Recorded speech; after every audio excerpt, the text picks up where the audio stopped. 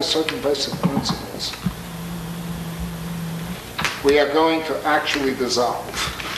We're going to undergo self-dissolution. The power of this society to gradually lure you into it through a series of compromises and mediations is staggering. The attempt to want to influence large numbers often leads to the fact that you influence large numbers by losing your identity. You give up the radicality and indeed the revolutionary nature of your approach. There are enough people around right now who are prepared to give you a totally liberal approach toward ecology and toward politics. It's going on right now in Atlanta, where Jesse Jackson is busy selling out his principles and trying to calm down his followers, who are more than willing to be calmed down in some cases. Okay?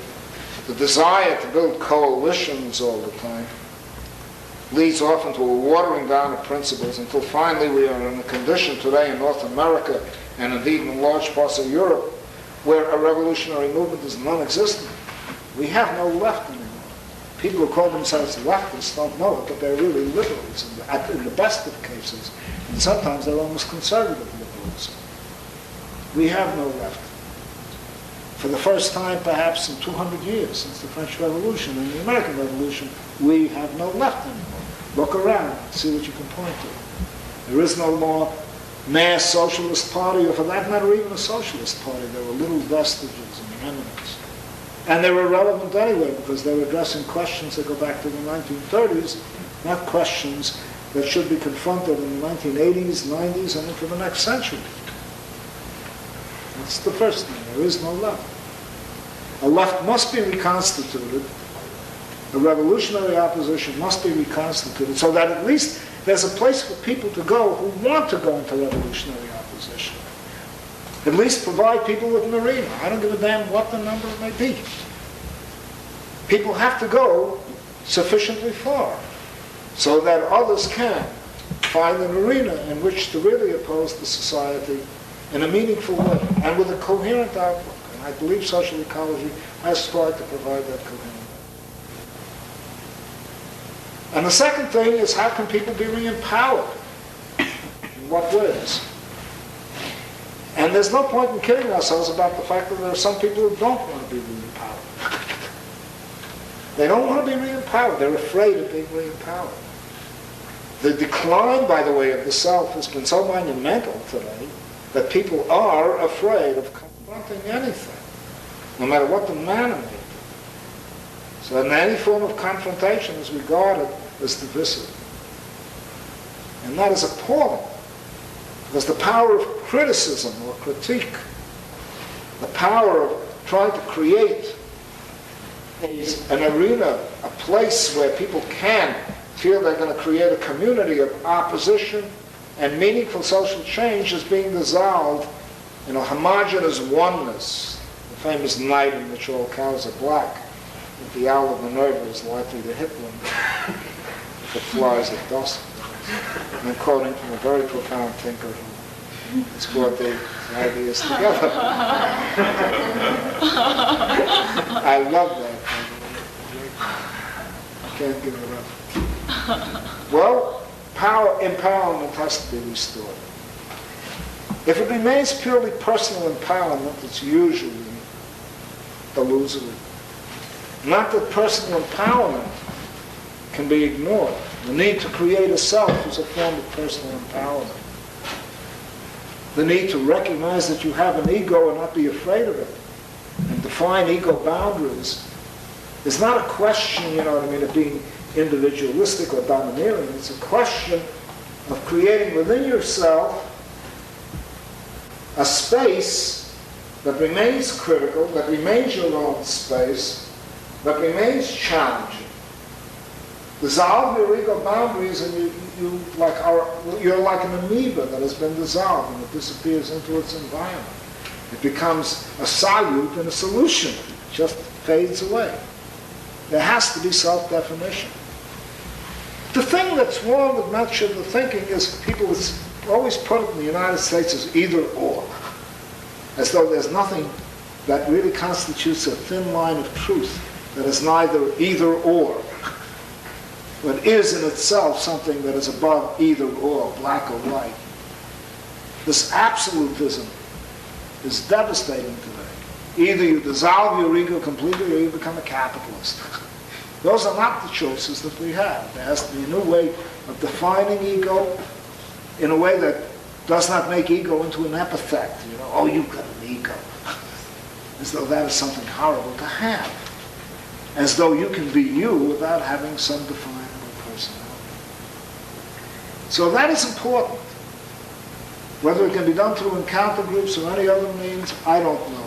I have found that much of this is really done through understanding. But then maybe I'm just an old rationalist in the 30s. What has sustained me for the greater part of my life in the radical movement has been the artistic and unified coherence of ideas, and also a willingness to recognize that I'd rather be right than alive, in a sense. I'd rather adhere to truth than make compromises to a point where truth is dissolved or essentially fragmented. I've stressed that the coherence of social ecology faces the same problem. You can't peck social ecology apart. You can't drop it like a vase and pick up a part of it like decentralization and attach it to deep ecology, or pick up another part like the idea that we must have harmony with nature and attach it to goddess worship, or pick up another part and attach it here and there. It's being done all over the place. The power of social ecology is that it can be coherent, and not only that, the importance of maintaining its coherence is not to freeze it as a God-given thing, but to make it creative, self-generative.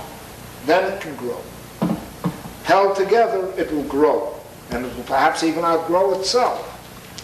Hopefully it should. But the point is, it must be a premise that is united in its thinking so that it can be a growing body of ideas.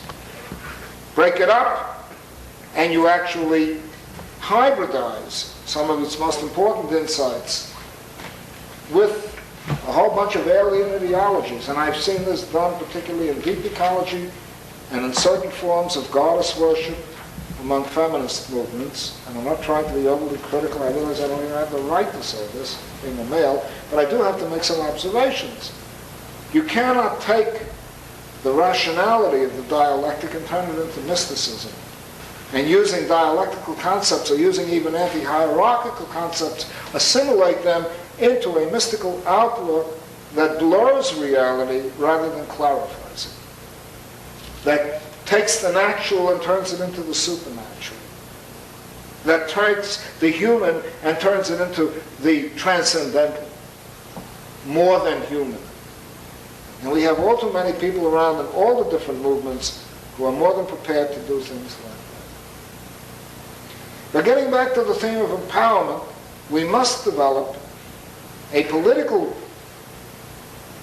outlook out of everything else we do. Important as our sensibilities may be, building our ego boundaries may be, understanding what's going on, we must develop a political practice. And that poses for us some very real problems. Not going to be simple. Not only must we try to re-empower people, we must begin to create, and this I'm going to discuss in great detail tomorrow night, the counter-institutions that will challenge the present centralization of power. We must develop forms of association, and I've argued this in my essay, Libertarian Municipalism. We must create forms of association, institutionalized forms of association, that bring people into a new kind of political process. This new kind of political process has to recover the high ideals for all the defects of the ancient Greek polis and go beyond that. The polis was marred by slavery. You know what I mean by the polis, the city-state of ancient Greece. The polis was marred by slavery. The polis was marred by patriarchy. The polis was marred by militarism and by its treatment of strangers as aliens who had no political rights whatever, although they were not oppressed by the polis. But the polis did something that we have to take out of this, all of these faults, and that is that it created a participatory sphere of activity in which citizens could be involved. And I would love to describe the way in which the Athenian democracy was structured in a positive sense, not simply in the negative sense that it's a male society. That comes cheap. These arguments come cheap. I don't like them, frankly, and they're very irritating. When one singles out one feature and forgets everything else about what one is talking about. Everything in history has been male, practically. You know what I mean? Male-oriented, practically, since the early Neolithic. What are we kidding ourselves about? And some of the most patriarchal societies worship goddesses and sacrifice to them. In Mesopotamia, throughout much of the Indian world, and much of the Asian world, goddesses were often used by patriarchal societies. The presence of a goddess in a society and the amount of reverence she is given is not a measure of the amount of freedom that women enjoy. Okay? So, if I were to go around and look exclusively at every society in terms of whether or not it engaged in goddess worship, I would be totally puzzled. I would really be wandering like a mouse in a maze, picking up little token features of the society which are not essential to it.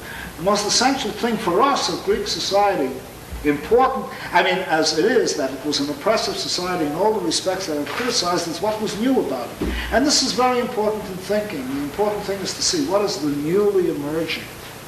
We know what is the existing, but what is it that's newly emerging all the time? To grab hold of that new and potentially create it is a way of thinking, and often that appears at the margins as it moves toward the center. It's something new. And it's very important to think in terms of what is new, and what was new that broke out in the Mediterranean world marked by patriarchy and marked by slavery and marked by all kinds of prejudices, including war. Which one of these societies was not a warrior society? Which one of these societies did not have slavery? Which one of these societies did not oppress women? Only a matter of degree in most cases. Every one of them did. But what was new about the Athenian polis is that it advanced the idea that every individual who was a citizen, and which one of them admitted everyone into what you'd call citizenship? Very few. In fact, none of them. What was new about Athenian democracy that even makes it remarkable with respect to what we call democracy today is that it was one great big town meeting for all the male citizens. And everything was to be done by the community of male citizens, decided by them, not through representatives, but according to discussions that occurred in their own assemblies. That was new. That didn't appear anywhere in the world, at least not since Neolithic times, and was to only reappear again in a fragmentary form throughout the rest of European history. That was new. And we've got to grab that and hold it and ask ourselves what this new thing meant and what it means for us today. Because they showed that it could be done. It's very important in all ruling class ideologies, and I don't care whether you call them capitalist, feudal, or ancient, or anything like that, to prove that when the people take control of anything, there's going to be chaos. That's, in fact, anarchy, which is one of its best features, namely the people take control of each other, has been equated with chaos. When the institutions that support upper classes collapse, when the structures, military, statist, and so on, break down, then the ruling classes always scream chaos or anarchy. Yet history has shown that in every instance where there are revolutionary changes involving the breakdown of institutions, the people create their own institutions. And they manage the society very well. And that was one of the most important features of looking at the anarchists in Catalonia during the early days of the Civil War, before their institutions were destroyed, not even by Franco, but by the communists, who were statist and centralist and authoritarian. The anarchists in Barcelona and Catalonia, out of the chaos of the Civil War, defeating everyone in authority practically, and taking complete control of the economic life of a fairly complex civilization in the 1930s